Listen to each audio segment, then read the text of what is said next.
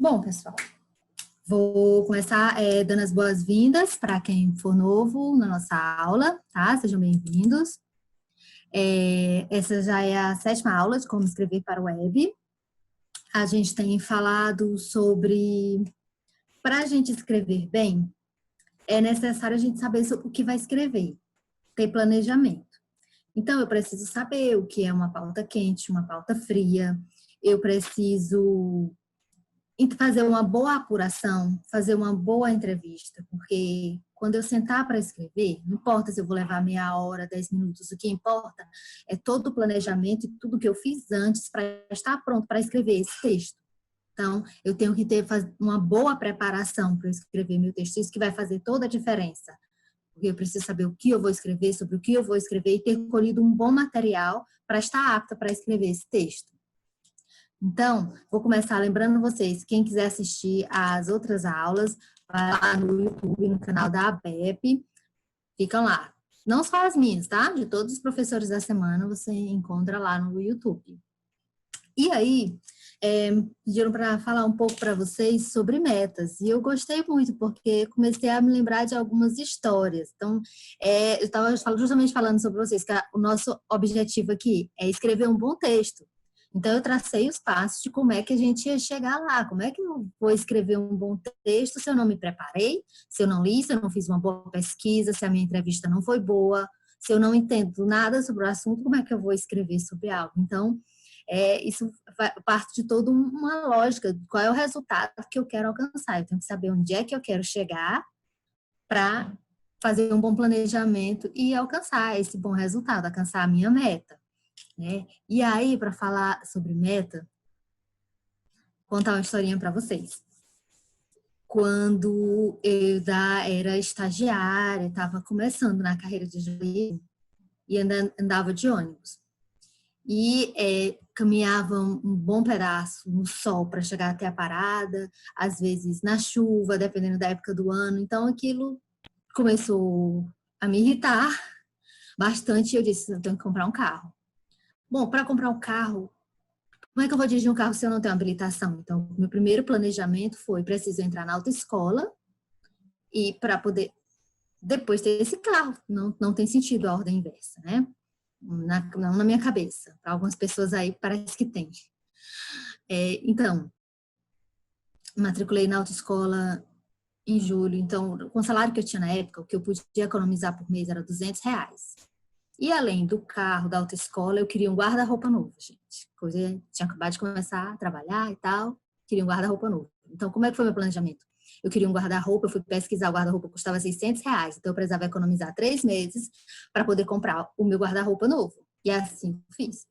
Em julho, eu me matriculei na autoescola, então, quando paguei esse da autoescola, aí, agosto, setembro e outubro, eu economizei para comprar o guarda-roupa. Em outubro, quando comprei o guarda-roupa, eu comecei a economizar os R$ 200 para poder comprar esse carro, dar entrada no carro e começar a me livrar também de outras contas, outras coisas, me organizar para ter mais dinheiro, porque eu teria que pagar as parcelas desse carro, obviamente. Né? Então, eu fiz todo um planejamento, toda uma organização. Julho, eu entrei na escola, outubro, eu terminei, comprei o guarda-roupa e comecei a economizar para o carro. Em abril do ano seguinte, eu dei a entrada e comprei o meu carro. Por quê? Porque eu fiz todo um planejamento, porque eu tinha uma motivação e eu sabia exatamente onde eu queria chegar. Eu ainda não tinha nem tirado, ainda estava na autoescola, que eu demorei pra caramba a sair da autoescola. Ah, Maria, um sofrimento.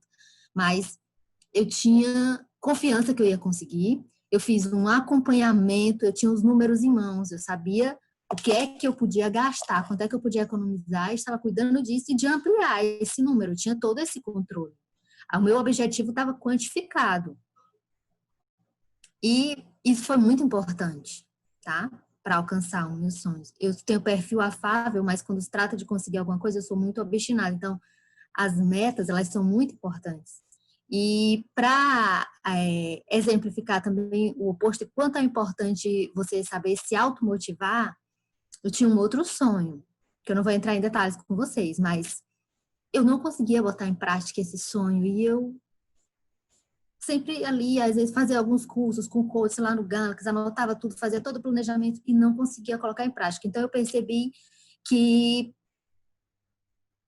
tava fazendo alguma coisa errada, mas eu não sabia o que era. Até que um dia, em um curso, eu entendi que eu não estava focando no que era o meu grande objetivo, o objetivo final, que na verdade eu pensei, o que é que eu mais quero? O que é que eu mais quero? Eu quero o objetivo X aqui. E eu vi que o meu outro objetivo, que eu fazia tanto planejamento para conseguir, ele não era o resultado final que eu queria, ele era só um passo para chegar nesse maior.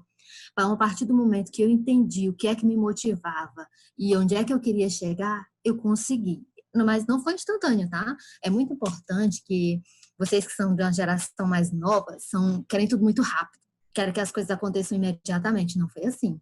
Do momento que eu entendi o que era meu sonho, o que era minha meta, como eu faria para chegar lá, eu ainda levei 2 anos para dar o passo inicial, porque um sonho grande exige algum planejamento, algum esforço e exige tempo. Então, você tem que entender o que é que te motiva e parar de fazer o que não está te trazendo resultado, porque eu estava fazendo coisas que não estavam trazendo resultado para alcançar o que eu queria. A partir do momento que eu tive essa clareza, foi que eu consegui desenrolar e transformar em várias pequenas metas para chegar nesse sonho maior. Tá? Então, eu queria falar isso sobre metas para vocês e trazendo um pouco para a nossa realidade no 180 graus e municípios. É, quando, sempre quando chega gente nova na equipe, quando tem alguém de passagem por municípios, as pessoas sempre ficam impressionadas como eu conheço todos os prefeitos. E eu conheço porque eu estudo. Eu estudo desde a época que são candidatos até quando são eleitos. Eu sou extremamente focada e comprometida com isso, porque é o meu trabalho e porque é com que eu me comprometo. Como é que eu posso não conhecer os meus clientes, as pessoas que eu vou atender, com quem eu tenho que falar, me relacionar? E as pessoas que têm também que me conhecer. Então, eu vou lá para o site do TRE, eu estudo os nomes, os rostos, tudo, para quando os conhecer pessoalmente, eu já falar com eles e já me apresentar e assim fazer com que eles também me conheçam. Então, muita gente já passou pela equipe e ficou muito tempo lá e não conseguia conhecer os prefeitos como eu conheço. Isso para mim é simplesmente indisciplina. Eu sou extremamente disciplinada e me mantenho na linha e sou determinada. E só fico satisfeita depois que me apresento ao último dos prefeitos eleitos novos. Eu me lembro que nessa último mandato, 2017, que já está terminando agora em 2020, faltavam 3 ainda para eu conhecer. Eu só sosseguei quando eu conheci esses 3 últimos e me apresentei para eles. Então, dedicação, é a sua dedicação que vai dar o limite para a qualidade do seu trabalho, para a qualidade da sua atividade. E se você sabe onde você quer chegar, se você tem uma meta clara, isso vai fazer toda a diferença, isso vai ser a diferença entre o acontecer e o não acontecer, tá? E era isso que eu queria falar para vocês sobre meta. Vi alguns comentários aí, né, falando sobre autoescola, que exige um pouco, mas dedicando dá certo. É uma fase mais dá certo. Então, eu queria compartilhar isso com vocês sobre metas, porque eu nunca me propus a nada até hoje que eu não tenha conseguido. Eu tenho isso muito forte na minha cabeça, muita confiança de que o que eu me proponho eu realizo. Então, queria passar isso para vocês, tá? Antes da gente voltar para a nossa outra meta, que é para a nossa meta principal dessa aula, que é como escrever para a web. E aí vou falar um pouquinho que a gente viu na aula passada, como eu sempre faço, tá, gente? Na aula passada, a gente falou sobre informação em off, quando usar, quando não usar, sobre a importância também de desconfiar e do saber como usar. E, de modo geral, a gente prefere não usar uma informação em off, porque a pessoa fica ali por trás, ela lhe passa a informação e ela não vai aparecer, não vai ter o nome dela, então você tem que ter esse jogo de cintura. Há exceções, há momentos em que a gente tem que usar a informação em off, quando a pessoa que está passando a informação, por exemplo, pode estar em perigo, né? Em caso de crime, de testemunha de alguma coisa, né? Então, a pessoa pode ficar em perigo. Então, é o caso de um entrevistado não aparecer. Mas você tem que ter cuidado, porque o off às vezes pode esconder um jogo político, um jogo de poder, né? Quando a pessoa diz, eu vou falar em off, ou seja, ela não vai aparecer o nome, não vai aparecer a foto. Então, você vai ter que checar muito bem essa informação para essa pessoa não estar te usando, não estar te passando a informação errada. Tem que ter todo esse cuidado. Uma opção, né, que é uma das opções que a gente viu, é não cravar a informação, é dar a informação de que tem aquela notícia circulando, que existe a possibilidade disso acontecer, que tem esse boato, esse burburinho, essa informação de bastidores circulando. A gente vê muito isso no noticiário econômico, no noticiário político. Se o ministro caiu, provavelmente quem vai assumir é fulano. Nos bastidores fala assim, fulano e cicrano. Tem muito isso. É uma das possibilidades para se usar o off.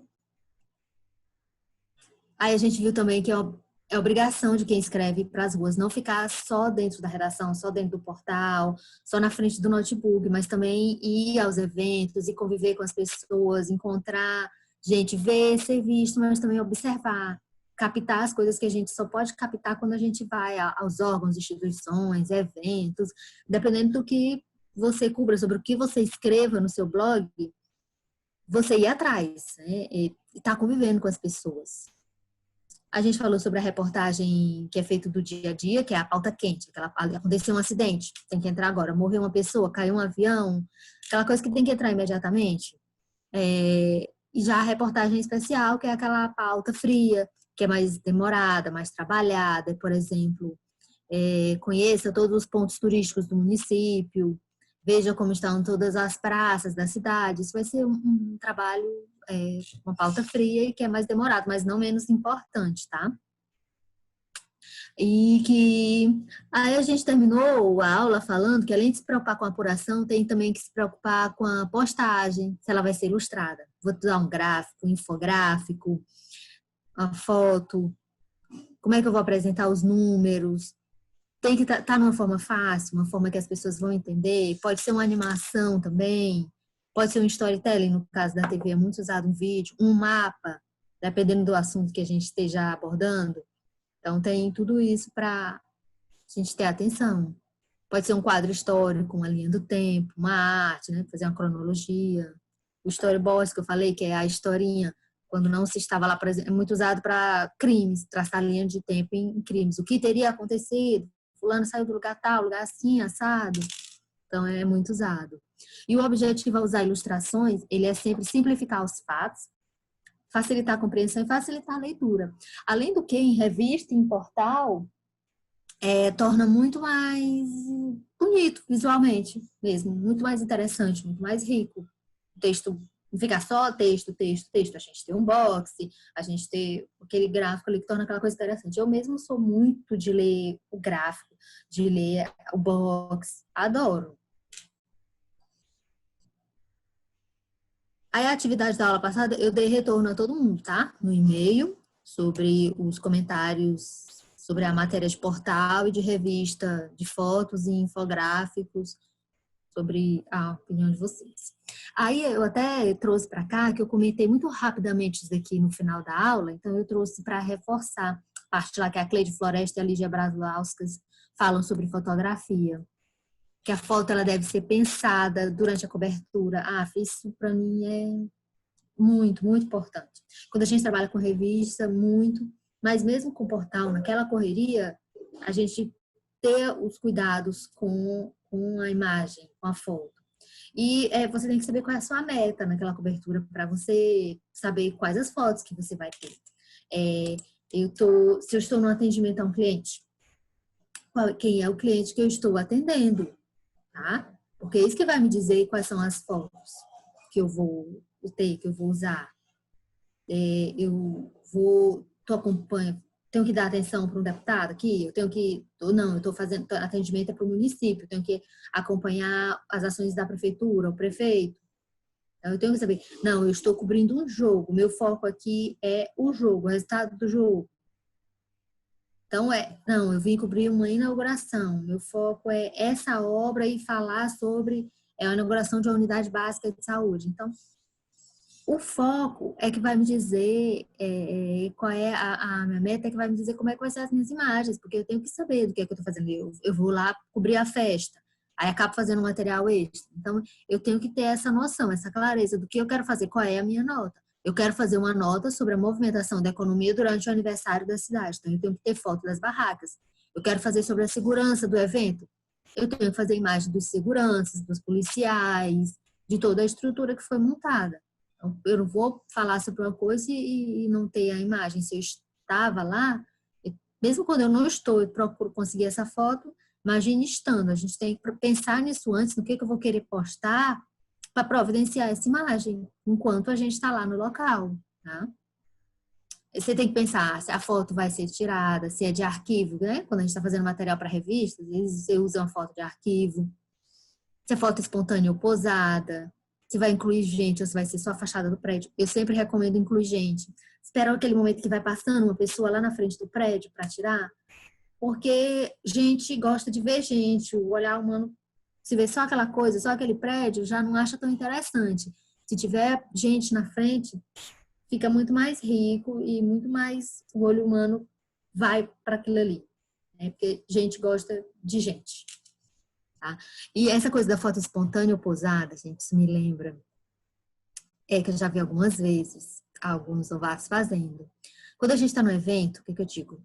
Fotografa as rodinhas de conversa, o aperto de mão, o abraço, para mostrar a emoção. E às vezes tem gente que pede permissão, aí estraga. Tudo bem, a gente faz a foto posada também. Mas se você... Ei, posso tirar a foto de vocês? Não, gente, a gente está num evento com pessoas públicas, num local público, que eu estou falando, na cobertura de um evento. Então, não tenho essa de eu sair entrando nas conversas e pedindo a permissão para fotografar. Eu vou fotografando as pessoas no seu espontâneo, nas rodinhas de conversa antes de começar o evento. Eu adoro essas fotos. Os cumprimentos na hora que chega uma autoridade, aí todo mundo recebendo ali. Então, isso tudo mostra muita emoção e é muito diferenciado. Claro que a gente vai ter as fotos posadas, mas a riqueza da coisa ali, da vida acontecendo, isso vai atrair o leitor. Muito, muito. As pessoas gostam muito de ver isso. As pautas frias ou matéria especial, a atenção maior, a atenção com a foto deve ser redobrada, lógico, porque você tem muito mais tempo, porque você está trabalhando com um impresso, no caso de revista, mas pode ter matéria especial no portal também. Mas você tem muito mais tempo para pensar aquilo ali, então você tem que dar essa atenção redobrada com a imagem. Não vai poder ser qualquer coisa, muito difícil. Quem escreve deve sugerir ilustração, caso onde tem, né, a questão da editor. Outras pessoas da equipe podem dar sugestão. Você sempre pode estar pedindo sugestão para alguém. Na revista a gente usa muito isso, conversa muito, mostra. Todo um monte de gente acaba opinando na matéria de capa. Especialmente nos impressos, muita gente opina, porque aí. Estou falando de experiência nossa com revista lá no portal. Aí eu trouxe um material que é meu, que eu achei, eu tinha feito para o pessoal de municípios em alguma outra aula do Galaxy, como eu ia falar sobre fotos. Então, algumas observações que eu coloquei. Tirar fotos das pessoas conversando, explicando o que está acontecendo, especialmente quando não tiver o som do clique. Isso aqui é quando a gente faz alguns eventos. Mesmo quando eu estou no interior, mas muitas vezes quando a gente faz eventos lá no 180, no aquário, ou lá no 180 mesmo, sempre digo para os meninos, gente, a pessoa fica sem saber o que você está fazendo, se você fica ali tirando a foto calado. Então, o que é que eu criei? Principalmente foi quando a gente estava fazendo os cafés com os candidatos, que eu criei isso aqui. Eu digo, atenção, pessoal, estou tirando a foto, né? Começa lá. Atenção, pessoal, vou tirar 2 fotos, tá? Eu vou tirar uma com flash e outra sem. Agora sorriam. De novo. Aí o pessoal sabe que eu tô tirando a foto e se arruma. Porque é muito chato quando a pessoa tá ali tirando a foto calada e você não sabe se deu certo, se não deu certo, se ela tá tirando a foto, se ela ainda tá procurando, abrindo a câmera, se ela tá filmando. Então, eu vou falando com as pessoas. Gente, sorriam. Olha, eu vou tirar mais uma. Agora, 3, 2, 1. Agora, eu tirei a foto com flash, eu vou tirar sem flash, tá? Sorriam de novo, gente. Olha, se preparem que eu vou repetir. Então, eu tô tirando ali a foto da pessoa e ela tá sabendo o que eu tô fazendo e ela se prepara. Porque quando a gente tá tirando foto posada, a gente quer a melhor foto. Quer todo mundo arrumado, todo mundo alinhado. Eu tô tirando aquela foto ali que vai representar o meu evento, a minha reunião, o meu café, o lanche da tarde, quando a gente recebe alguns convidados lá na empresa. Então, eu vou falando com as pessoas para elas saberem que tá dando certo e saber o momento de prender a respiração, né? A gente dar aquela prendida da respiração, dar o sorriso. Então, eu vou conversando com as pessoas para ter esse posicionamento, dando esse feedback. A pessoa se posicionar para minha foto sair legal, porque quem ganha são os dois. E a gente não vai postar a foto da pessoa, que a pessoa piscou, que saiu torto, que saiu conversando, que saiu virado. A nossa foto tem que sair boa, então a gente tem que cuidar disso, tá? Aí dou essa sugestão de você ir conversando com as pessoas quando está tirando a foto. Ah, eu já falei, né? Não pedir permissão, não ficar abordando cada um perto que você pode tirar a foto. Isso não existe, não. Quando for posada, você chama o grupo para fazer a foto, né? Mas as fotos no evento, você está tirando. O pessoal está lá sentado, assistindo a palestra, você está tirando a foto do pessoal nas fileiras, quando eles estão no corredor conversando, no momento do intervalo.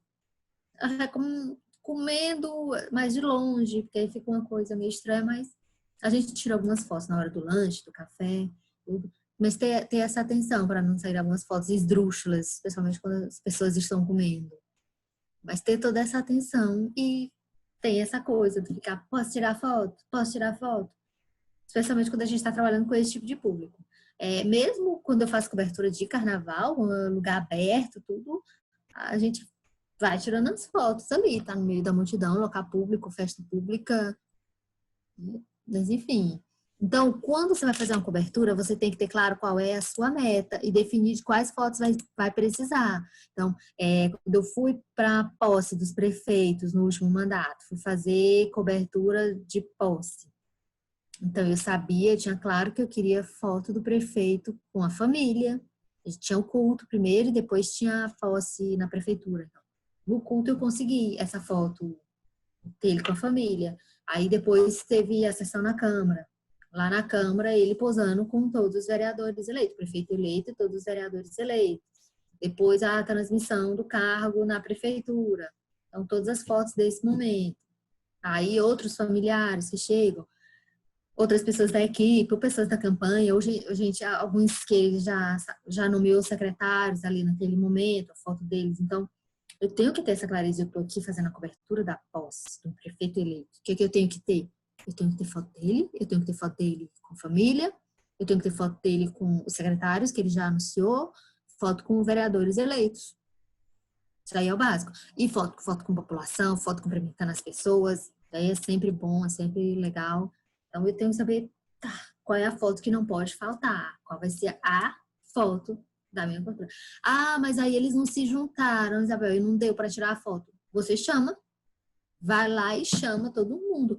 Eu gosto muito de, quando tem mais fotógrafos do que eu, deixa já combinar com eles. Galera, vamos chamar aqui todo mundo para fazer a foto. Porque aí, quando junta todos os fotógrafos, cinegrafistas, fica mais forte o pedido. Mais um chamando, resolve, todo mundo acompanha. Então, eu chamo mesmo. Vamos aqui juntar, gente, todo mundo assim, assado. Então, junto o grupo, a família, os vereadores, os secretários, os professores presentes, quem for da saúde, e vai montando as suas fotos. Às vezes a gente faz as espontâneas, mas algumas posadas a gente tem que chamar a galera e tem que reunir. Eu sempre também oriento a não fazer foto da pessoa sozinha no evento, fica aquela coisa estranha. A gente faz uma foto da pessoa para ter a foto de rosto, para arquivar, mas o que eu recomendo é chamar outros para tirar foto, pelo menos no mínimo 2 pessoas, mas o ideal é 3, 4, 5, fazendo aquela foto bonita, aquela foto cheia. Então, vai sempre juntando a galera e tudo para ter aquela foto legal. E quando você sabe o que você vai postar, fica muito mais fácil pensar nessa foto. Eu coloquei para ilustrar uma foto Santa Cruz dos Milagres, lá no santuário. Eu fui cobrir a procissão. Tava eu, Josaé e Leonardo. Olha essa foto. Essa foi a que eu mais gostei. Eu peguei várias pessoas tocando na cruz, mas a neném, eu achei perfeita. O pai colocando a neném, ainda tem a mãe fotografando, e ainda saiu aqui no cantinho, ó, 180. Eu acho que é o Josaé aí. Já saiu no cantinho. Então, a gente estava em vários ângulos. Ele estava fotografando esse ângulo lá na frente e eu vi que era uma boa esse ângulo atrás da cruz também. Fui para lá fazer as fotos e achei deu super certo. Essa foto ficou muito legal. Aí, antes da gente falar sobre passado, que eu prometi aula passada, né, que ia falar hoje sobre entrevista, gente, só fechar esse assunto da parte de apuração, que a Cleide Floresta e a Lídia Braslauskas trazem lá no livro. É quando a gente fala sobre, trata com menores de idade nas notas, nas matérias, tá? Se for denúncia, você usa apenas as iniciais ou troca o nome dos menores, informando no texto que usou tal recurso, tá? Rosto de criança e adolescente não pode aparecer. Tinha muito uma coisa antiga de usar à tarde, hoje é mais borrado. Prefiro até não botar mesmo, de jeito nenhum. Eu prefiro não usar. Mas a gente avalia caso a caso também, tá? E quando passa a edição, quando tem mais gente envolvida na edição, seja revista, seja portal, mas se certificar de que vai ser tudo feito direitinho. Não no portal lá, por exemplo, a gente não tem esse problema, porque quem faz o texto cuida da foto, da edição, do gráfico, coloca tudo bonitinho no Zeca. Mas, se você estiver num lugar em que outras pessoas acompanhem, participem do processo da postagem, acompanhe essa edição para se certificar de que a foto vai ser borrada, caso seja outra pessoa que vai editar. Se certifique, pois a responsabilidade é sua. Você quem está assinando a matéria vai sobrar, ou seja, vai sobrar para você, se isso não for feito, tá? O pedido tem que ser seu, porque foi você quem apurou a matéria, você que é o responsável. Então, você tem que cuidar disso. Já se não for denúncia, for uma nota, uma matéria sobre comportamento com crianças e adolescentes, o melhor para evitar problema é sempre pedir autorização dos pais, tá? Por escrito. Isso vale para entrevista, para foto, para áudio, para vídeo. E guarde essa autorização para evitar problemas futuros. Tem que ter esse cuidado. Inclusive, uma vez a gente veio veicular material de um cliente e ia sair como matéria e lá tinha saído como publicidade e que com a orientação da escola, não usa foto das crianças porque eles autorizaram a escola a usar, eles não autorizaram um veículo de comunicação. E realmente o nosso jurídico concordou, realmente não dá pra gente usar se não pegar autorização com todos os pais dessas crianças. Então entrou a matéria sem a foto, porque a gente não tinha essa autorização. E quando se trata de menor de idade, tem que ter autorização para aparecer, quando é uma matéria dessas de comportamento, qualquer outra coisa. Matéria que volta às aulas. Vai entrevistar a criança, que bonitinho, que fofinho, não sei o quê. Lindo, fofinho, mas pega a autorização por escrito dos pais, tá? Não brinquem com isso. E não tem problema naquele momento, mas às vezes tem um problema futuro. Então, tenha um arquivo, tenha um lugar para guardar tudo isso. É uma forma de proteger o blog de vocês, o veículo de comunicação de vocês. E aí, a gente vai entrar para o assunto que eu prometi aula passada. A gente vai sair da parte da apuração e vamos falar de entrevista. Como é que eu pensei esse material, gente? Eu vou falar para vocês hoje sobre a entrevista, sobre o viés da Thaís Oyama. Na sequência, eu tenho um material sobre a entrevista da Fátima Ali. Aí, eu vou aproveitar que estou com a Fátima Ali e vamos falar sobre texto. Aí depois eu volto para o material da Cleide Floresta e da Lígia Braslauskas para falar sobre entrevista. E aí, de novo, sobre texto, para não ficar só sobre entrevista e depois falar de texto para dar uma quebrada. E também porque eu quero que vocês tenham essa oportunidade de ver o que diferentes autores falam, para que vocês tenham a opinião própria de vocês e vejam como, mesmo diferentes autores em diferentes livros, tem coisas que vocês vão ver, mas isso aí a gente já ouviu, mas isso aí o outro também falou. É porque tem coisa que é básico, que é essencial, que não dá para abrir mão. Não dá. Então, a gente vai ver sobre diferentes autores, mas vocês vão ver que tem coisas que vão se repetir, porque são coisas que são praxe quando se trata de entrevista. Já pode ser que tenha algumas diferenças, algumas abordagens diferentes, alguns exemplos. Uma coisa interessante, quando eu estava pesquisando sobre entrevista, é que alguns exemplos, algumas figuras são bem batidas. Eu já falei uma vez para vocês sobre o Talese, quando eu falei de New Journalism, que ele é exemplo da não entrevista com Frank Sinatra, aparece muito quando se lê sobre entrevista. O Joel Silveira, aquele jornalista famoso por entrevistar presidentes da República, eu falei sobre uma não entrevista dele, mas ele entrevistou 6 presidentes da República ao longo da carreira dele. Então, aparecem algumas histórias dele sempre quando se fala de entrevistar ele, tem alguma coisa para contar.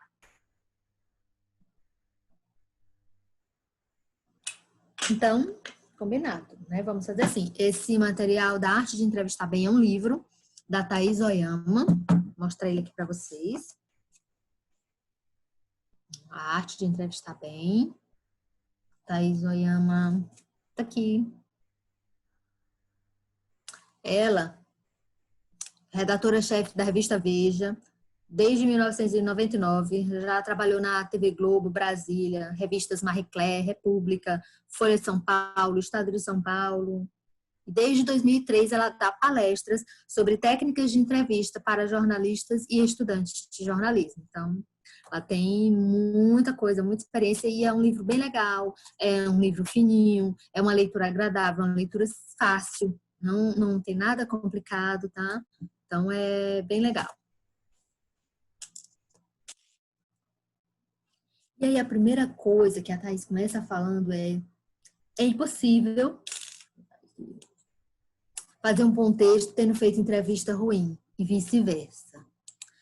É aquilo que eu estava falando para você, você tem que saber o que você vai fazer, você tem que fazer uma boa apuração, um bom planejamento, fazer uma pesquisa e aí partir para a entrevista. E aí tem que fazer uma boa entrevista, porque é muito difícil transformar uma boa entrevista num texto bom e o contrário. Então, o Lucinaldo chegando bem na hora que eu comecei a falar sobre entrevista, parece que adivinhou. Comecei agora sobre entrevista, Lucinaldo, estava fechando o material da aula passada. Então,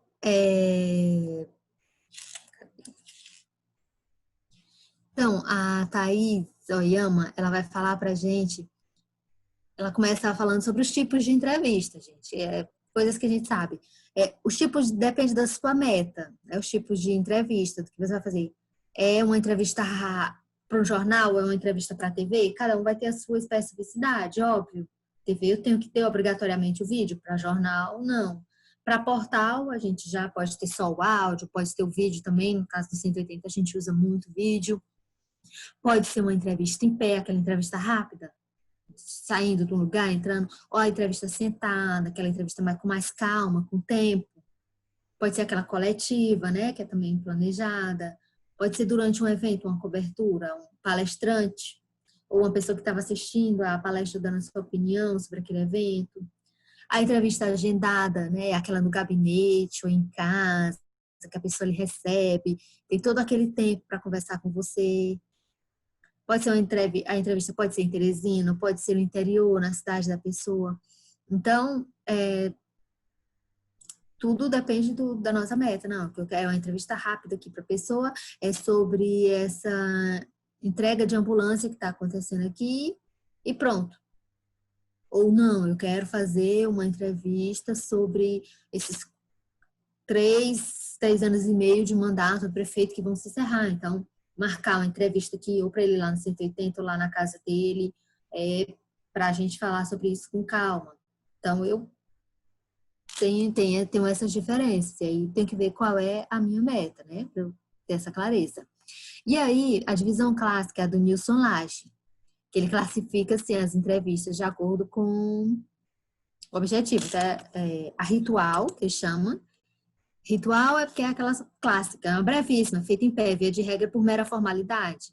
A gente vê muito na TV, o governador saindo de um local, chegando em um evento, aquela entrevista ali, pá, rápida, sobre aquilo ali. É uma entrevista para mera formalidade. Eu estou fazendo a cobertura ali daquela inauguração e ele faz uma fala para a imprensa sobre aquilo ali, sobre a importância, os recursos e todo mundo que participou, tudo que foi envolvido naquilo ali.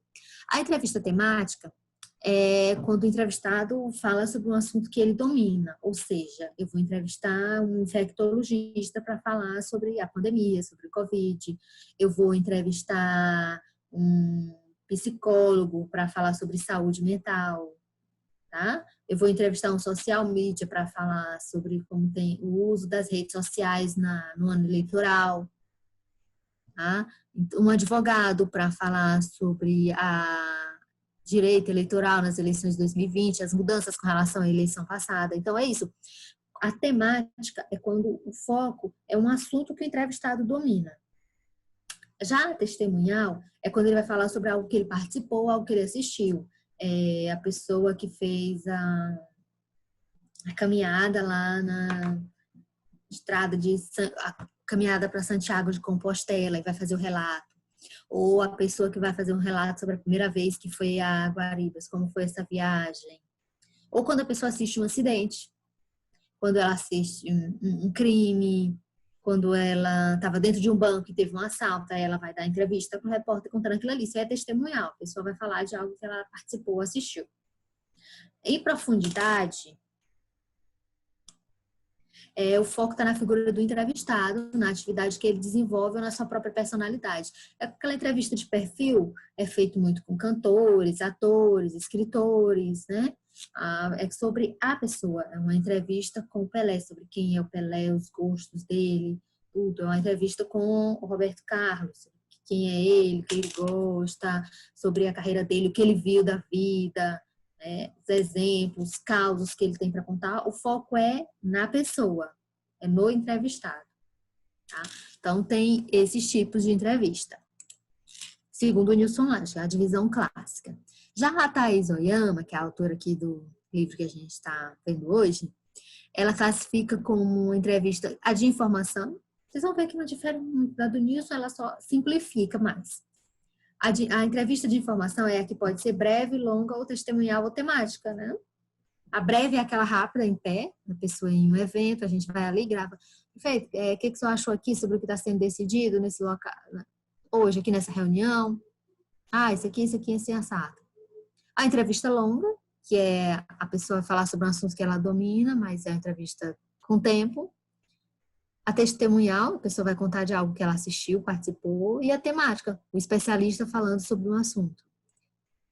Ou então, a entrevista é de informação, ou seja, o foco é no fato.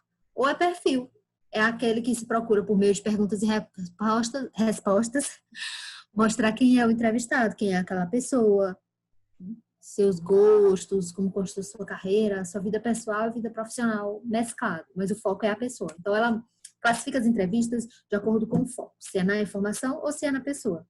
Simples, né? Então, quando você sabe o objetivo, a meta fica mais clara para definir o tipo que se adequa à sua necessidade, né? Eu vou falar sobre uma pessoa, ou eu vou entrevistar o Whindersson e vou trazer o perfil dele. Não, eu vou entrevistar um médico e então é uma entrevista de informação. O que é que eu quero saber? Vai ser rápida, vai ser longa, testemunhal, temática. Aí eu vou definindo de acordo com o tempo do entrevistado, o meu tempo, o perfil do material que eu vou fazer, se é só uma nota ou se é uma reportagem, coisa mais aprofundada. Tá? Então, se você souber qual é a sua meta, vai ficar mais claro, para você não perder seu tempo, você não gravar 1 hora de entrevista com a pessoa para fazer uma notinha. Fica ruim, até para antes da outra pessoa. Outra vez que você precisar falar com ele, a pessoa fica, mas da outra vez eu falei tanto, você postou só um textinho pequeno, ou nem botou nenhuma fala minha, só citou. Fica ruim. Então, se você souber o foco do que você vai fazer, quando eu fazia o programa Prefeito Vencedor, foi nas eleições. Logo depois das eleições, a gente recebia no portal os prefeitos eleitos e era entrevista de vídeo. Então, eu dizia para eles, 5 minutos, você tem 5 minutos, tá? A gente vai fazer, quando chegar o tempo, meu assistente vai sinalizar, quando estiver faltando 1 minuto para o senhor, tá? Dosar aí, a gente conseguir concluir a tempo. Porque era o tempo que a gente viu que era mais viável para os vídeos, mais do que isso ia ficar não só pesado para carregar, mas ninguém assiste, né? Vocês sabem. Então, foi o tempo que a gente estipulou para a entrevista ficar um tempo bom para todo mundo, para as pessoas assistirem, para mandar por WhatsApp. Então, foi o tempo que a gente achou, que a gente estipulou. Aí, o que eu vou falar para vocês hoje? Vou falar do antes. antes da entrevista. A gente tem que se preparar. Começa como? Agendando a entrevista, né? Como é que eu vou fazer isso? De preferência, você fale primeiro com o assessor de imprensa. Não atropele o assessor de imprensa, porque o assessor de imprensa tem que ser seu amigo, seu aliado. É uma pessoa que se você, eu não estou precisando dele nesse momento, eu consigo falar direto com a pessoa. Mas você pode precisar dele depois. Você pode precisar dele para te dar mais informações. Você pode precisar dele para complementar alguma coisa, passar um documento, um dado, tirar uma dúvida. Então, prime pelo bom relacionamento com o assessor de imprensa, não atropele. Fale primeiro com ele. Até porque se você for falar, tentar marcar direto com a pessoa, ele pode dizer isso para você, veja com o meu assessor a minha agenda, ou você vai ligar para a secretária da pessoa e ele vai dizer, e ela vai dizer, não, fale com a assessoria de imprensa. Então é queimação de filme, melhor fale mesmo com a assessoria de imprensa, tá?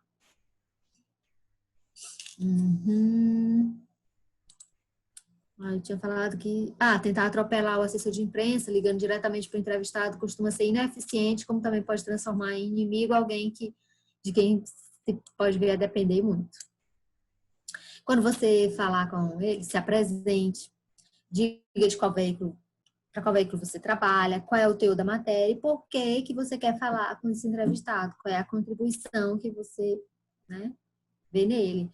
Não, estou fazendo uma matéria sobre redes sociais nas eleições, importância das redes sociais.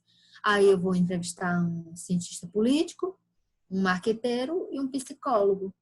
Então, toda vez que você vai agendar com cada um, você coloca esse cenário para a pessoa. A matéria é sobre isso, então eu vou falar com essas 3 pessoas e você aí como psicólogo, eu queria saber que você pode contribuir com a nossa matéria, dá certo a gente entrevistar? Então, você se apresenta a primeira coisa e explica o contexto, né, o cenário.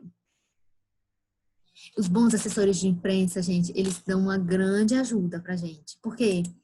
Porque eles sabem das novidades do seu entrevistado, eles sabem, eles têm o feeling, eles, por serem também da comunicação, eles vão ter esse feeling de ajudar a gente. Eles sabem que a gente precisa de uma coisa interessante para ser o chamariz da matéria. Seja para o título, para a foto, para ter o acesso, né? Que a gente quer, para captar o leitor. Então, os melhores assessores não são só não só fazem a ponte entre você e o entrevistado, mas também colaboram para tornar a entrevista mais interessante, dando dicas de temas, dicas de novidade. Então, o assessor de imprensa é uma figura muito importante que pode contribuir muito para a gente conseguir uma boa entrevista. Onde gravar? Eis a questão. Bom, aí eu acho muito legal, porque a Thaís Oyama, ela fez todo construiu todo um cenário para explicar isso, né? Para explicar onde gravar. Bem legal. Ela fala sobre o território do entrevistado, é sempre preferível, tá? Porque deixa ele à vontade. Quando é um perfil, além de tudo, além da pessoa ficar mais à vontade, porque está recebendo você, porque está na casa dela, é uma oportunidade para você, enquanto entrevistador, observar. Você observa a casa, os livros, o escritório, as fotos, os objetos e alguns outros itens que possam ser reveladores da personalidade da pessoa. Se você está fazendo uma matéria, um texto de perfil sobre a pessoa, com certeza captar essas outras coisas, esses outros detalhes, vai tornar a sua matéria e sua entrevista muito mais rica. Que às vezes alguma coisa que você nem tinha pensado em perguntar surge ali, algum detalhe, algum traço forte da personalidade, surge ali e se torna uma coisa interessante, um plus na sua matéria. E você estar num ambiente do entrevistado serve para conhecer o melhor, inspira perguntas, ajuda a compor o texto de apresentação da entrevista. A gente vê muito nos roteiros de entrevista, a pessoa contando. Até já falei disso para vocês quando falei da não entrevista. Você falar sobre como chegou lá, como foi recebido, como é que a pessoa chegou para falar com você, como é que estava, como é que foi o cumprimento. Aqueles momentos antes de começar a entrevista para valer, de ligar o gravador, como é que foi. Aquela conversinha para quebrar o gelo, aquela conversa cordial, quando se conversa amenidades com o entrevistado, para dar aquele clima bacana. Aí você liga o gravador, começa a entrevista, nanã. Então, Esses detalhes, eles dão uma riqueza para o leitor que torna o texto muito mais rico, mais interessante do que só o papo, pergunta e resposta. Tá? Sobre onde gravar. Aí ela disse sim, né? Mas como que eu vou conseguir marcar a entrevista na casa do entrevistado? Aí ela falou com o Joel Silveira, que é aquele jornalista que eu falei para vocês, que ao longo de 60 anos de carreira entrevistou 6 presidentes da República, e todos em suas casas. Ele só teve aquele episódio da não entrevista com o Getúlio Vargas, mas tudo bem, ele conseguiu 6 presidentes. Como é que ele disse que faz? Ele disse que se ele marca no gabinete, eu digo assim, não, presidente, eu prefiro na sua casa, se o senhor me permitir. Aí ela, simples assim, ele simples assim. E sempre deu certo. A pessoa, não, tudo bem, tudo pode ser lá em casa. Ninguém nunca se negou, né? Simples, ele marca e ele diz da preferência. Não, vamos fazer a entrevista na sua casa, é melhor. E tal, dá certo. Se você não pedir, como é que, né? Vai saber se vai dar certo. E ainda teria a chance de argumentar. Na grande maioria, ele nem precisou argumentar. Eles toparam logo de cara. Mas é isso. Você apresentar a perspectiva para o entrevistado, explicar para ele, não, fica melhor na sua casa, porque a gente capta ali o ambiente e tudo mais, né? Então, tem toda essa riqueza. Depois da casa do entrevistado, os melhores locais para entrevista são restaurante, avião e escritório do entrevistado. Interessante, né? Tô com frio. Bom, o restaurante, ele inspira conversas mais íntimas, em geral deixa o entrevistado mais amigável e falante. Mas você tem que se certificar de que vai ser um local tranquilo, que tem uma acústica boa, porque se você for para um local, imagina, um local zoado dentro, não sei o quê, mas quando você for ouvir o áudio dessa entrevista, gente, não, misericórdia. Tem coisa pior do que áudio de entrevista com zoada ao fundo, aquele que você tem que ficar ouvindo 1000 vezes para saber direito o que foi que o entrevistado falou. Não dá. Você tem que ter esse cuidado. Que seja no restaurante, mas que seja um ambiente tranquilo, que dê para gravar sem interrupção. Essa do avião eu achei ótima. Como assim avião? Mas realmente, gente, pensa aí, o entrevistado não tem para onde fugir, só se ele tiver um paraquedas. No avião, o telefone não vai tocar, não vai ter aquela coisa, você está entrevistando a pessoa, é telefone, é assessor, não sei o que não. Você tem que procurar criar esse ambiente que dê para o seu entrevistado falar com você sem muita interrupção. E aí, o que ela conta? Ela conta que é um recurso muito bom, especialmente com quem tem uma agenda muito cheia, agenda atribulada. Candidato em campanha eleitoral, tem muito isso. Então, é aquela agenda complicada, é a entrevista dentro do avião. Pode não ter uma brecha na agenda, mas ele sempre tem um voo marcado para algum lugar, sempre tem uma viagem, ele sempre está indo ou voltando de algum lugar. Então, é nessa hora que você entra.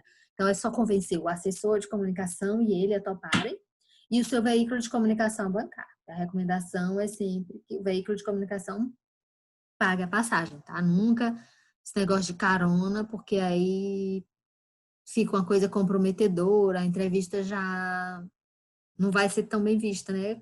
Porque fica parecendo uma coisa que você foi pago para fazer, ou por causa de um voo, tal. Então, aí não é legal. Né? Vocês veem nas matérias, se tiver muito matéria de TV, a equipe acompanhou a agenda, então, o dinheiro da passagem, quando é em avião da FAB e tudo, eles falam que deram valor correspondente para não sei o que, alguma coisa, mas sempre tem, nunca é por conta do entrevistado. Que aí já é outra coisa, quando você está trabalhando para ele, quando é uma assessoria e tal. Mas no jornalismo mesmo, não. Aí as vantagens da entrevista de avião. Ninguém interrompe, telefone não toca E ele só consegue fugir se tiver um paraquedas. E olha lá, né? Além de ter o paraquedas, tem que ter coragem para pular, porque eu mesmo não tenho. Se tiver o paraquedas, se for caso de vida ou morte. Né? Então, o avião, ele se torna... E como é que ela fala sobre isso do avião? Ela conta que uma vez entrevistou... Deixa eu ver se eu acho aqui. Entrevistou o presidente Lula dentro de um avião. Parece que foi em 1998 que ela conta. Deixa eu ver se eu acho.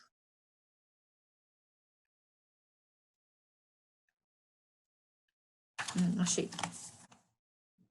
Isso, foi uma matéria para Veja em 1998, durante um voo entre Belém e São Paulo. E ela disse que ele ficou tranquilo, só conversando com ela, ninguém interrompeu. Então foi uma entrevista que rendeu muito, porque ele falou de algumas coisas, né, de alguns preconceitos na imagem dele. Ela, na visão dela, foi uma entrevista que rendeu muito, foi muito interessante por ter esse espaço, essa tranquilidade que eles tiveram para conversar. E um voo, né? Um voo bem longo, então foram conversando o voo todo.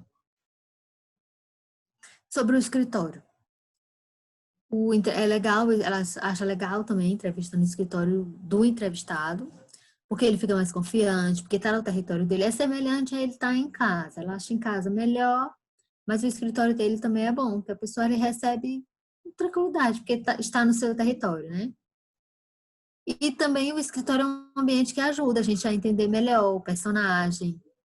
No escritório, a pessoa tem algumas coisas que mostram da sua personalidade, que ajuda a gente a entender, né, quem é esse personagem. Ajuda, às vezes, a inspirar algumas perguntas, porque você vê uma foto de uma pescaria, assim, você gosta de pescaria? Você gosta de pescaria? Já entra num assunto, uma peculiaridade, tal, algo que você não sabia sobre aquela pessoa. E os piores locais para entrevistar alguém. É qualquer lugar em que o entrevistado possa ser interrompido toda hora. Ai, gente, é muito ruim. Entrevista com toda hora tem interrupção. Terrível isso. Um restaurante, por exemplo, não é o local bom para entrevistar artistas, jogadores de futebol, celebridades famosas. Quer dizer, o restaurante é um lugar legal quando você consegue ter paz e tranquilidade. Não ter zoada, não ter ninguém interrompendo e você vai ficar ali de boa entrevistando a pessoa. Mas se você estiver entrevistando um famoso, em um restaurante não rola, gente, porque vai aparecer gente para tirar foto, para pedir autógrafo, não tem como controlar isso. Então, tem que ficar atento para isso, né? Não é todo mundo que dá para você entrevistar com tranquilidade em restaurante.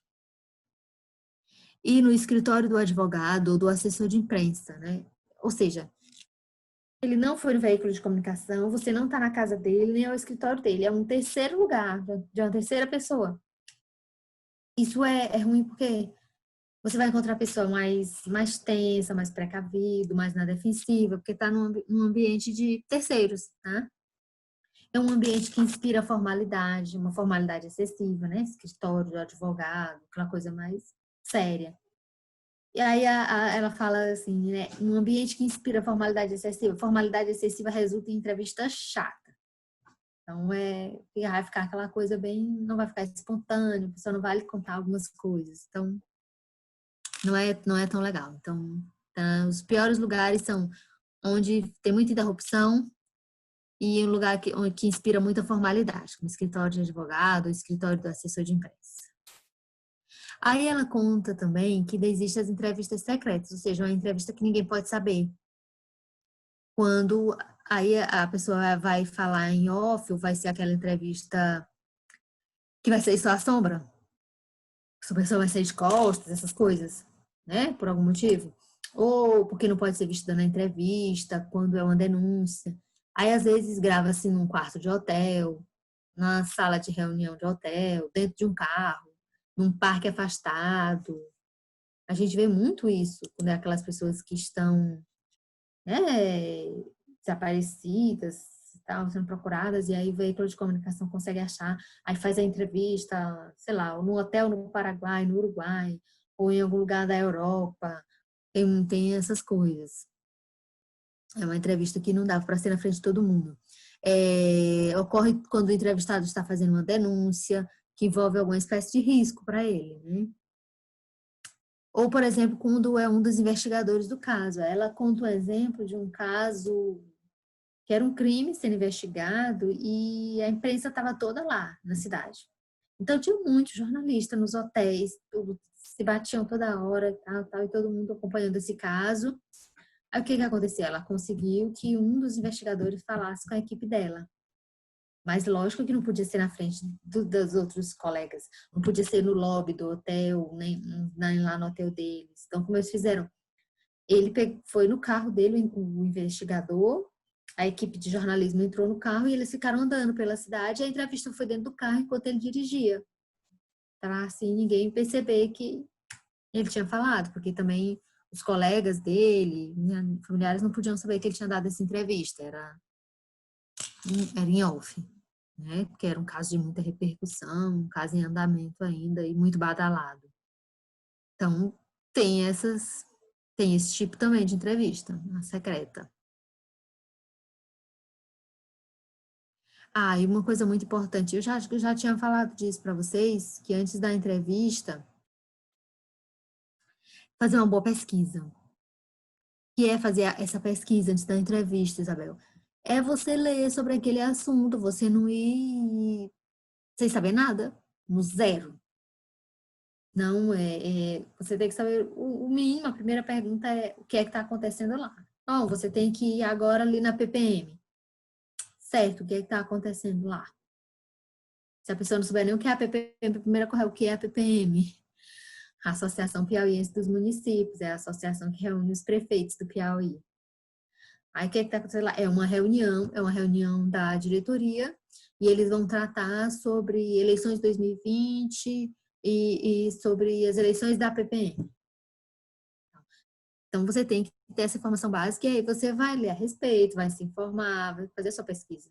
Uma pesquisa bem feita, ela aumenta enormemente as chances de uma boa entrevista. Né, você tem que se preparar, você tem que saber sobre o tema. Mesmo se for uma entrevista perfil, saber sobre a pessoa. E se for uma entrevista sobre algum assunto, entender sobre esse tema. E aí, esse exemplo do Ednei Silvestre, gente, é ótimo. Eu tinha lido, eu não lembrava que era nesse livro. Mas outro dia eu estava me lembrando dessa história do Ednei Silvestre. Ele foi correspondente durante muito tempo em Nova York, né? E aí ele escreveu um livro. Deixa eu marcar isso aqui para eu não me perder mais. Cadê essa entrevista? Achei. Então, ele é jornalista, né, da Globo, e escreveu um livro. E aí ele foi dar uma entrevista sobre esse livro, o nome do livro, Dias de Cachorro Louco, 27 Histórias de Nova York. Então ele foi para um programa de TV, o programa de TV era ao vivo, e ele ficou perplexo quando o entrevistado deu as boas-vindas a ele e disse assim, fale pra gente sobre esse seu novo guia turístico. Ele ficou passado. Porque o cara não só não tinha lido o livro, como muitas vezes acontece, a pessoa vai entrevistar alguém que escreveu um livro e não leu o livro. Mas o cara não tinha lido nem o título do livro, gente. Porque se você ler esse título, você sabe que não é um guia turístico. Dias de Cachorro Louco, 27 Histórias de Nova York. É como assim o cara pede para ele falar sobre o guia turístico? Ednei Silvestre fala, foi uma situação rara. Não se tratava de um repórter que não lera a obra do entrevistado, como não chega a ser incomum, mas de um jornalista que não se dera ao trabalho de olhar o título do livro. Desnecessário dizer que a entrevista foi um fracasso, né? Aí ele diz que, em compensação, isso reforçou para ele a necessidade de fazer o dever de casa antes de entrevistar quem quer que seja, né? Que, gente, pergunta totalmente sem noção, né? Totalmente sem rumo um negócio desse. Então, a pesquisa, ela serve para a gente se situar no assunto sobre o qual a gente vai entrevistar, mesmo que seja nas carreiras, tá? A pesquisa, ela serve para a gente conhecer o entrevistado, seu trabalho, e a partir daí elaborar uma pauta interessante, elaborar as perguntas, para você saber o que já foi perguntado, para decidir se é desnecessário perguntar de novo ou se precisa perguntar de novo. Por quê? Porque tem perguntas que o entrevistado já está tão acostumado a responder que ele responde sempre do mesmo jeito, com a mesma frase. Se você estiver entrevistando ele e não tiver esse conhecimento, você vai aceitar aquela primeira resposta, que é a resposta que ele já deu para tudo, em tudo que é lugar. Tudo que é entrevista é aquela resposta ali, tanto que o público já está batido aquilo ali. Se você não está informado, se você não fez a sua pesquisa, você não vai saber disso e vai aceitar aquela resposta. Você só vai descobrir depois isso. Mas se você já leu, se você fez o seu dever de casa, fez a sua pesquisa, você olhou tudo que aquela pessoa tem falado ultimamente nas entrevistas e viu que ela já tem aquela resposta, você vai se preparar para na hora que você falar daquele assunto, que ele dê a mesma resposta de sempre, você puxar dele mais, puxar uma outra coisa, explorar mais aquilo ali, de forma que saia algo novo, algo diferente do que ele tem sempre repetido. Isso que vai fazer a sua matéria ser melhor do que a dos outros, vai ser diferenciada e trazer um fato novo. Não ser a mesma coisa repetitiva que os outros portais ou os outros jornais já trataram. Tá? Então, é você conhecer o assunto para elaborar as perguntas, mas conhecer também para saber o que você deve perguntar de novo e quais são as respostas batidas já sobre aquele assunto, para você não cair nessa esparrela. E isso é para você fazer o entrevistado ir além do script, ou seja, tem entrevistado que conta sempre os mesmos episódios, que todo mundo já leu, todo mundo já ouviu. Então, para você puxar esse lado dele, você tem que conhecer as outras entrevistas dele, tudo que ele tem falado, aquela mesma coisa de sempre, para você ir além, tá? Você tem que ir além do beabá para você puxar mais desse entrevistado. Você tem que chegar diante do entrevistado com o mínimo de conhecimento a respeito dele, o mínimo, né? Do seu trabalho, do assunto, do que é a pauta. E aí você tem que se virar nos 30, gente. Ah, não tem para onde, tem que dar os seus pulos. Dê um Google, liga para um colega, liga para uma fonte, liga para um assessor de imprensa, para qualquer pessoa que esteja sabendo mais do assunto ou do personagem em questão do que você, para essa pessoa te ajudar, te dar um norte, tá? Então, leia o máximo que você puder sobre esse assunto antes da entrevista. Claro que você vai ter que considerar o prazo que você tem. Ora, se eu escrevo para uma revista mensal, não, eu tenho 10 dias, eu tenho 15 dias para escrever essa matéria, beleza, você tem muito tempo para pesquisa. Mas não, é uma matéria que tem que sair hoje, então a minha leitura vai ser breve, vai ser rápida, vou procurar ter o máximo de informação. Mas eu não posso perder meu norte de qual é a minha meta. Minha matéria é para hoje, é para amanhã, é para daqui 15 dias, tá? A minha pesquisa e a minha leitura vão ser influenciadas por isso, vão. Mas eu tenho que ter claro isso para não perder meu prazo, tá? Prazos são importantes. Mas procurem ler o máximo possível sobre isso, o assunto. Não dá para você chegar diante do entrevistado sabendo zero, zero, zero. Senão vai ser igual esse entrevistador aí, cara que entrevistou o Ednei Silvestre, perguntando sobre guia turístico. Aí ela fala essa técnica que eu acho muito legal. Eu teria pensado em conversar com os amigos, mas essa ideia de conversar com os inimigos eu achei sensacional.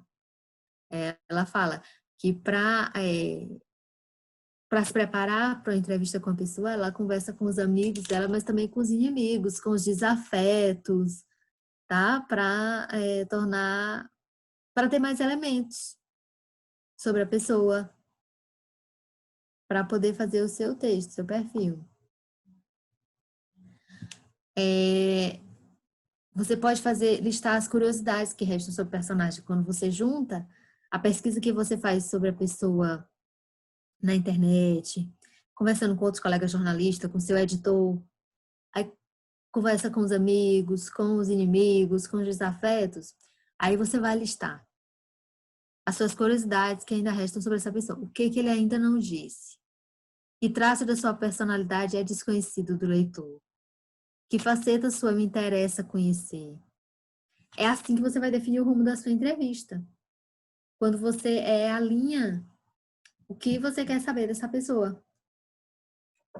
O que é que falta descobrir sobre essa pessoa? Qual é o lado interessante dessa pessoa para eu explorar na entrevista, para que apareça, para que eu tenha um material novo, diferenciado. Tá claro isso, pessoal, sobre definir o rumo da entrevista? Quando você vai esse começo, porque a gente vai traçando uma linha agora.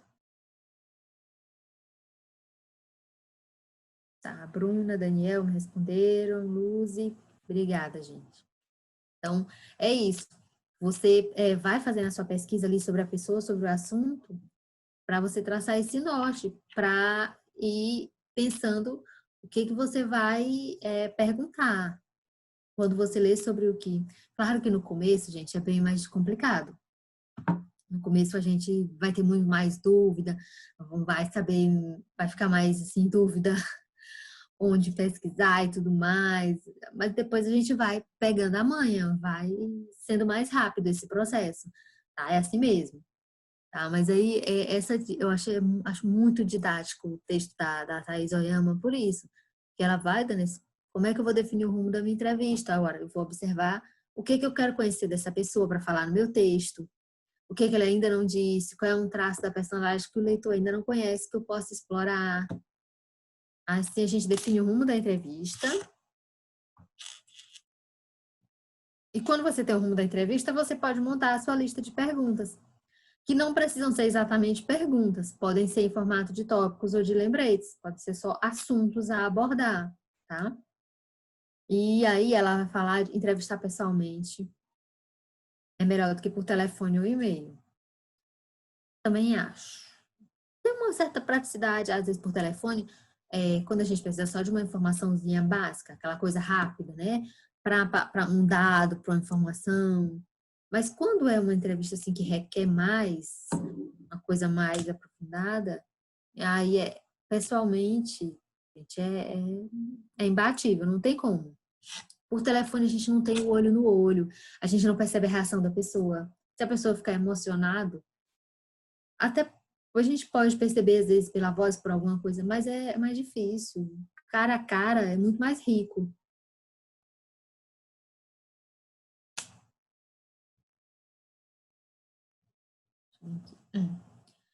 Por telefone não se tem olho no olho, diminui a capacidade de persuasão do blogueiro repórter. O que é essa capacidade de persuasão? É de você convencer a pessoa a te contar uma coisa. Às vezes tem um assunto que a pessoa evita, né? Aí você, no cara a cara ali, conversando, não sei o quê, simpatizando, você consegue que a pessoa fale daquele assunto. E pessoalmente também tem a capacidade de observação da gente, né? De observar se ele hesita, se a pessoa baixa o olho, se faz uma cara de insatisfeito, se ela se emociona com o assunto. Pessoalmente dá pra gente perceber muito melhor essas coisas do que por telefone ou por e-mail, não tem nem essa possibilidade.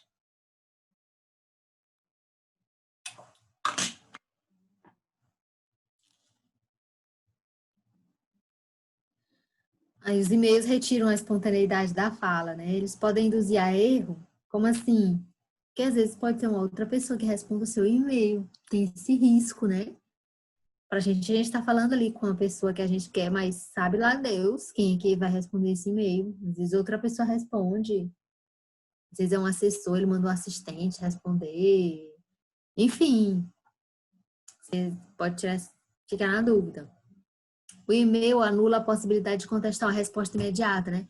Aquela coisa ali, a pessoa, você faz uma pergunta, a pessoa responde, aí você não acha a resposta completa, você não entende, ou você acha que pode explorar mais, você quer um complemento, então, por e-mail não tem isso, por telefone até tem, né? Mas por e-mail é difícil. Aí ela traz um exemplo do Sérgio Dávila, jornalista Sérgio Dávila, ele negociava com o entrevistado, né? Com formato, vai ver, porque nos Estados Unidos a entrevista por e-mail é muito usada, é muito difundida. Então, como ele trabalhou muito tempo lá, ele disse que aprendeu a negociar com o entrevistado um formato vai e vem, ou seja, ele mandava a pergunta para o entrevistado, Aí o entrevistado respondia, e aí, depois que ele lia essas respostas, ele podia fazer novas perguntas. Ele podia fazer novas perguntas com base nas primeiras respostas. Aí ele tentava driblar um pouco essa falta de feedback, de retorno, para não ficar só naquela coisa engessada. Tá? Perguntou, o outro respondeu por escrito, não sei o quê, sem a emoção. Aí a gente entra na parte do gravador. Aí a gente já fala bastante, tem muito material sobre o uso do gravador, algumas dicas, recomendações, essas coisas. A etiqueta com o uso do gravador, tá? Gravar, eu sou adepta do gravar, mas tem que gravar sempre. Ela até fala de alguns jornalistas que têm ótima memória, não sei o que, Maria. Nem memória, e tenho medo, e acho que eu troco as palavras. Não, eu tenho que ter tudo gravadinho ali, bem direitinho. O gravador ajuda a não perder nada. Eles são fundamentais nos casos de depoimento em primeira pessoa, né? Entrevista ping-pong, porque ping-pong é pergunta e resposta, pergunta e resposta. Então, tem que ser gravado, você tem que botar e dizer como a pessoa falou. Entrevista em outra língua, né? Gravar, para depois não se perder, para não ter erro na tradução. Entrevista difícil, um assunto complexo, uma denúncia, coisas em que o entrevistado possa voltar atrás, possa contestar, dar uma polêmica, dar um problema com o que ele disse. Se você tem gravado, você está mais seguro, tá? Você tem uma segurança. Os depoimentos em primeira pessoa é quando é um relato sobre alguma coisa, um testemunhal, a pessoa contando algo que viu. Então, o ideal é ser gravado. As vantagens do uso do gravador. Preserva a fala do entrevistado tal como ela é. São ótimos backups para entrevista por telefone, porque às vezes a gente faz a entrevista por telefone, né? Aqui, por telefone. E já vou digitando aqui no notebook, né? E se estiver gravando também, além da questão da segurança, no caso de matérias de denúncia e outras coisas, mas serve também para você ouvir, tirar alguma dúvida sobre alguma coisa que você não anotou direito. Gente, porque às vezes a gente anotando, a gente digita a palavra errada. O corretor automático muda a palavra. Ai, isso é terrível. Ou a gente perde mesmo, às vezes, o fio da meada, perde uma palavra e tem que ouvir a gravação para tirar aquela dúvida. Então, ele é ótimo. Então, às vezes, a gente corre o risco de ver a palavra sumir subitamente quando está digitando. Então, o gravador tem essa vantagem, traz essa segurança para a gente. Outra vantagem do uso do gravador, dispensa o repórter da tarefa de tomar nota e possibilita que ele se dedique exclusivamente a ouvir o entrevistado, olhando nos olhos. Essa questão aí, eu vou falar mais à frente sobre o uso do bloco de notas, tá? Que tem as suas vantagens, tem as suas manhas também, o uso do bloco. Não é que eu vou usar só gravador e vou deixar de lado o bloco, não. Mas, algumas vezes eu tenho que estar concentrada ali na entrevista. E se eu ficar ocupada em anotar tudo, eu perco, porque eu vou ter que baixar a cabeça, eu não vou estar olhando nos olhos da pessoa, eu não vou estar dando aquele feedback para ele, para o entrevistado. Eu posso perder uma emoção, um olhar, sei lá, um sorriso, uma insatisfação, alguma coisa. E além de perder esse contato visual com a pessoa, que é a coisa da sintonia na entrevista, tá? Então, se eu for anotar tudo, isso pode me atrapalhar. Então, a coisa do gravador ajuda a gente a poder a estabelecer esse contato com a pessoa e estar concentrado no que ela está falando, até para você ver uma deixa, para você fazer outra pergunta. E você fica tranquilo, gente, quando está sendo gravado, porque sabe que você escuta depois, então você se concentra em entender ali, para se ficar alguma coisa com dúvida, você já perguntar ali na hora, não tem que ligar depois para a pessoa para tirar aquela dúvida. Então é muito bom gravar. gravar possibilita o entrevistador ouvir quantas vezes quiser a entrevista, de maneira a poder analisar também a sua performance e corrigir, ou seja, você se ouvir e perceber se você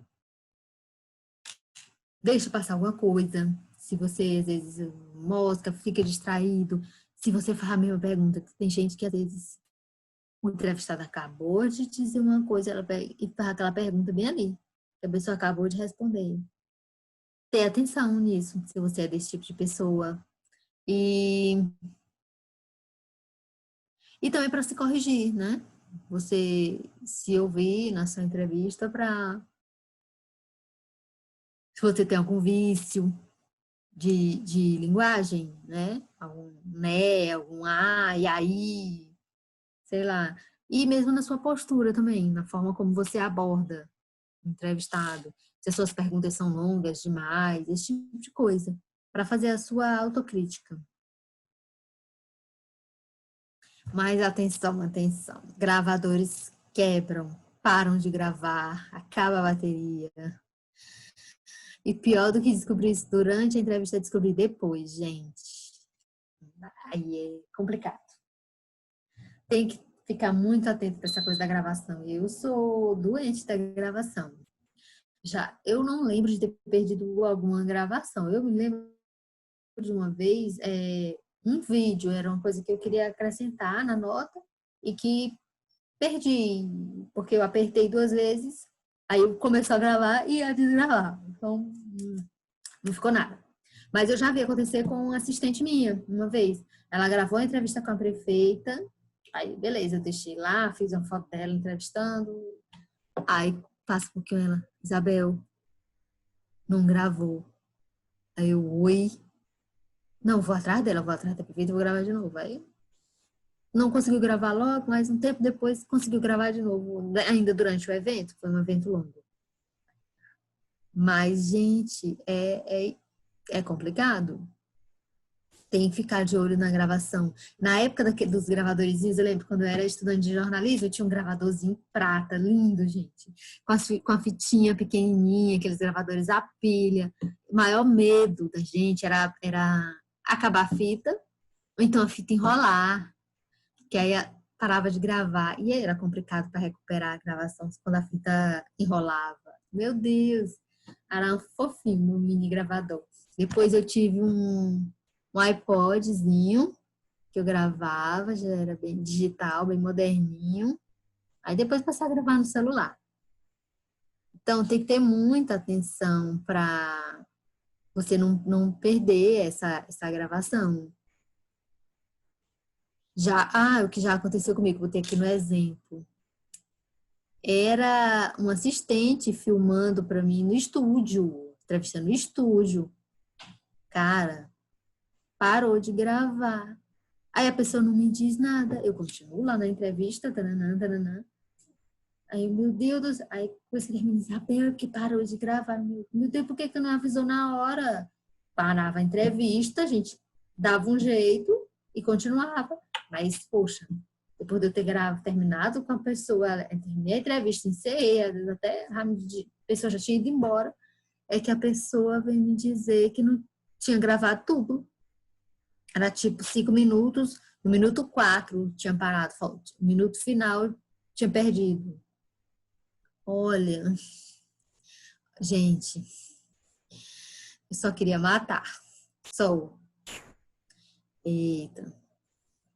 Porque não tem sentido, a pessoa tá ali. Se eu tivesse só com o celular, sozinho com a pessoa, e não tivesse visto que tinha parado de gravar, mas a pessoa lá com o celular na mão, vendo que parou de gravar e não me avisa. Maria. Raiva. Mas enfim, eu sou muito maníaca disso, de ficar, checa se eu tiver com áudio, de ficar prestando atenção. Fico de olho se está gravando. E quando é vídeo também, fico de olho na bolinha vermelha lá, para ver se está gravando, porque para não perder minha gravação, né? Entrevista. Se der qualquer problema, eu vejo logo no começo e aí começo de novo. Pá. Mas depois é muito complicado. É chato, é desagradável. às vezes a pessoa não está mais disponível, enfim. E ligação no meio da entrevista. Eu já perdi áudio por causa de ligação no meio da entrevista. Depois disso, eu aprendi a botar em modo avião. Não perturbe, eu boto logo em modo avião, para não ter risco de nada.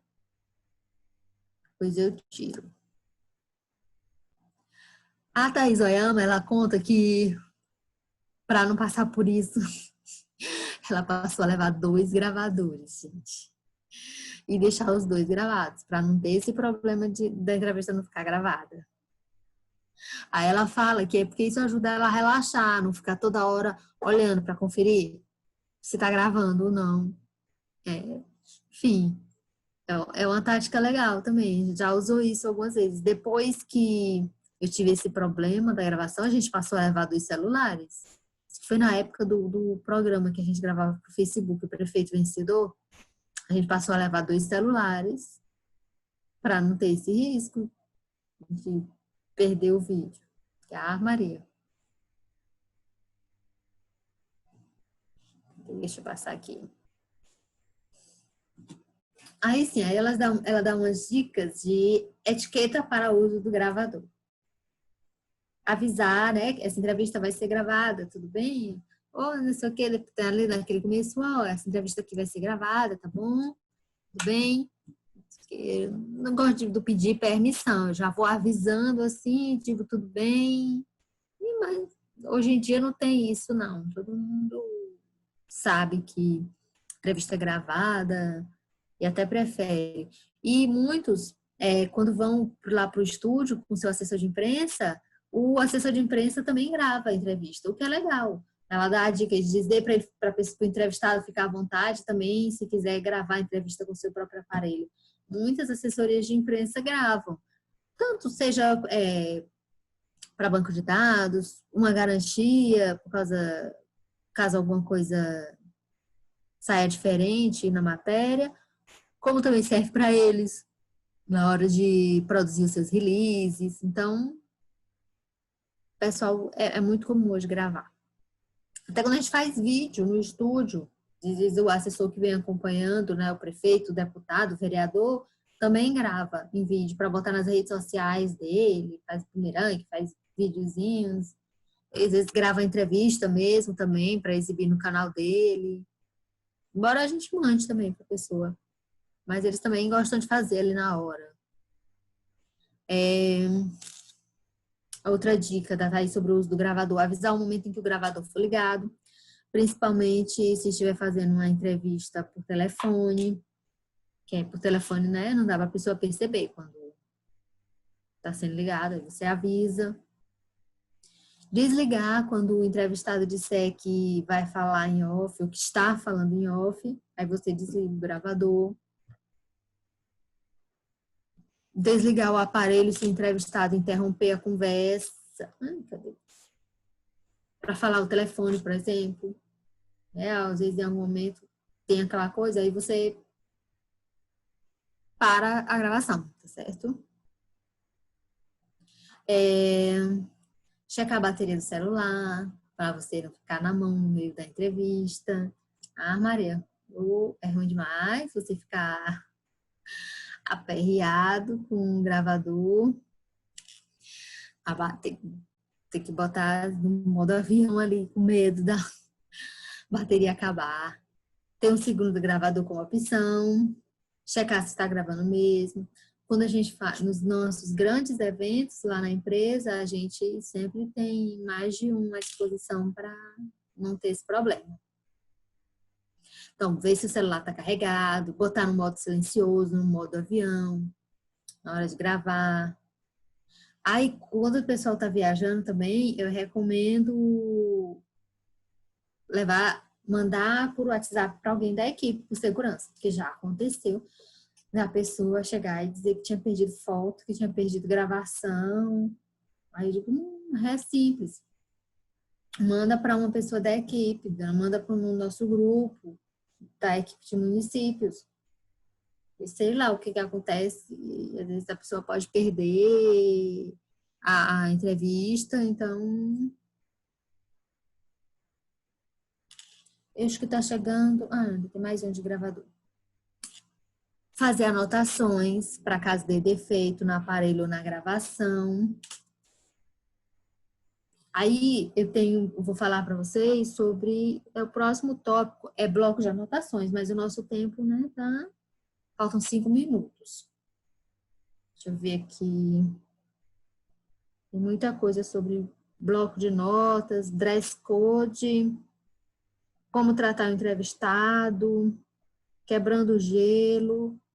Tem um materialzinho ainda da Thaís Oyama para falar sobre esse antes. Então, gravar, ela dá essa liberdade para a gente poder ficar prestando atenção ali na pessoa, né? No entrevistado. Mas, ao mesmo tempo, é porque você não, eu acho legal não deixar de lado o bloco de anotação, tá?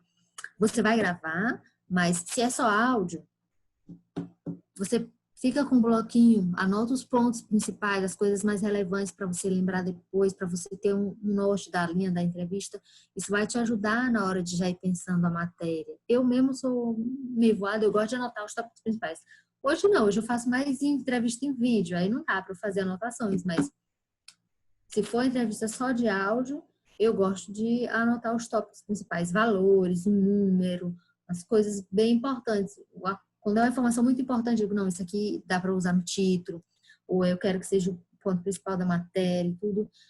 As coisas mais irrelevantes, eu gosto de anotar para destacar. Então, o gravador, ele me deixa à vontade para eu prestar mais atenção na pessoa, na reação e tudo em volta, mas eu não abro mão do bloco de notas para anotar os pontos importantes, tá? A gravação é uma garantia caso o entrevistado conteste algo que você escrever sobre ele.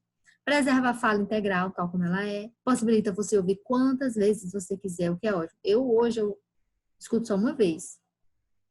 Ou duas, talvez, dependendo do assunto. Mas no começo, gente, eu escutava muito. Repetia, porque às vezes eu estava perdida, eu ainda estava aprendendo como escrever, como transformar aquela entrevista no meu texto. Então, eu precisava ouvir muitas vezes a entrevista para clarear as ideias para mim, para clarear o meu texto que era importante, para eu botar direitinho a fala do entrevistado. Então, é um processo que ajuda bastante, então a gravação auxilia bastante a gente nisso, tá? Vocês têm perguntas sobre a aula de hoje? Eu vou deixar para a próxima aula essa parte que fala sobre bloco de anotações, dress code, como tratar o entrevistado e a parte de quebrando o gelo com o entrevistado, tá? Aí eu tenho algumas dicas minhas que eu botei sobre a entrevista. Sobre as fotos. Aí eu vou mostrar para vocês um roteiro de entrevista que eu passo para os meninos básicos sobre para entrevistar com prefeitos, tá? Vou mostrar um roteirozinho. E vou passar a atividade para vocês. A atividade a gente vai fazer em sequência, tá? Deixa eu ver quanto tempo eu tenho. 2 minutos. Então, a gente não vai queimar a etapa. Eu não quero que vocês peguem... Nesse caso, até pode pegar o material antigo, mas a gente vai fazer atividades em sequência com essa gravação. Eu quero que vocês façam uma entrevista e gravem. Eu quero uma entrevista gravada, porque eu quero que vocês escutem e façam a análise da postura de vocês como entrevistador. Isabel, eu tenho uma entrevista gravada que eu já fiz. Eu posso ouvir uma antiga e analisar? Pode. Pode. Eu quero que você analise seus erros e acertos na entrevista. Veja se alguma vez você cortou o entrevistado, se você cortou o pensamento dele, se você fez pergunta comprida demais, se deixou passar alguma informação importante. Às vezes o entrevistado fala uma coisa importante e você não explora. Ele fala assim, não, porque em breve a gente vai ter uma grande obra aí sendo inaugurada. Você não pergunta que obra é, você não pergunta quando vai ser, qual recurso, quanto, de quem, se o seu recurso é só da prefeitura, ou se é ministério, se é convênio, entendeu? Você faça uma autocrítica. Pegue uma entrevista gravada sua e faça uma autocrítica. Eu não tenho. Pois você faz uma entrevista, tá? Entrevista alguém e, e escute, tá? Faça pelo menos 5 perguntas, tá, gente? Quem não tiver nenhuma entrevista gravada, se fazer, faça um roteirinho bonitinho, 5 perguntas, para ser uma coisa que renda, ou 5 tópicos a abordar com a pessoa. Se é para enviar o áudio, não quero o áudio, não. Eu quero só análise. Você só me fala com quem foi a entrevista, sobre o quê, e faz a sua análise. Eu quero o comportamento de vocês como entrevistadores, tá bom? Vou mandar essa atividade lá no grupo de Zap já já. A nossa aula está encerrada. Amanhã tem produção de post com o professor Gualberto Souza. Boa noite, pessoal. Até mais. Até semana que vem.